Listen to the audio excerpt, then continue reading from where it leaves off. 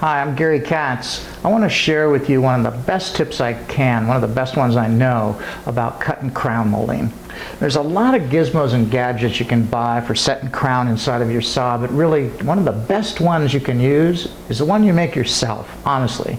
I don't care if you're using an expensive saw like this one or an everyday saw. It's really the setup that counts more than anything. Of course, you gotta dial your miter saw in so it's cutting the precise miters at 45 degrees, but you don't have to worry about the bevel if you cut your crown in position.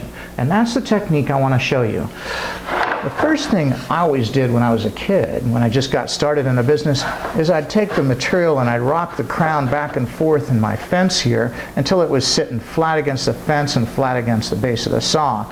And then I'd take a pencil and I'd run a line across the top of it and then try and cut this material so it wouldn't move from the line. In other words, I'd clamp my hand on here as best as I could to stop it from moving when the saw touched it. No matter how hard I clamp my hand here, it'd still move. And if the crown moves even a 1/16 of an inch, even a 32nd of an inch, your miters could be off a 1/16. It's an exponential problem. So you have to make sure that the crown doesn't move when you cut it. There's a good, easy way of doing that, but first, let's look at the projection of this crown. Notice how it projects from the fence across the base of the saw, 3 3/8 of an inch. I can read that right here at the nose of the crown.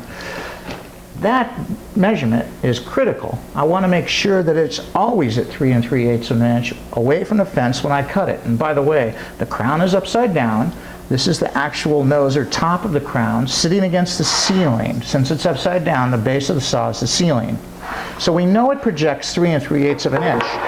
The best thing to do then is to rip a piece of wood that's exactly 3 3/8 of an inch. I've taken this piece here, I've written save on it, and I've written down the style of the molding. This is Windsor One's Craftsman style molding.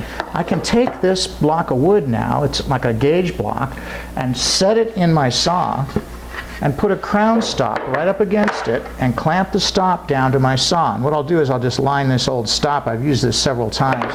It's got a lot of kerfs in it, so I'll line it up with one of the old kerfs just so I don't cut it to pieces. And I'll clamp this down. And once it's in here secured, I'll smack this up there real good and then tighten those clamps up once more.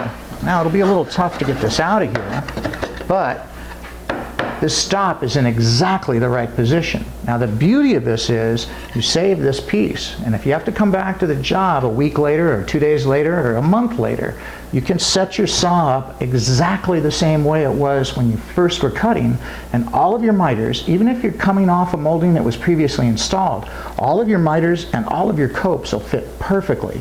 That's one of the really nice things about taking your time and setting up your saw just right before you start cutting.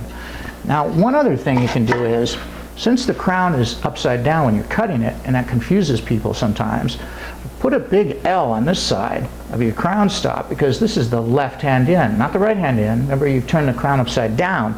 So this will be the left-hand end, this will be the right-hand end.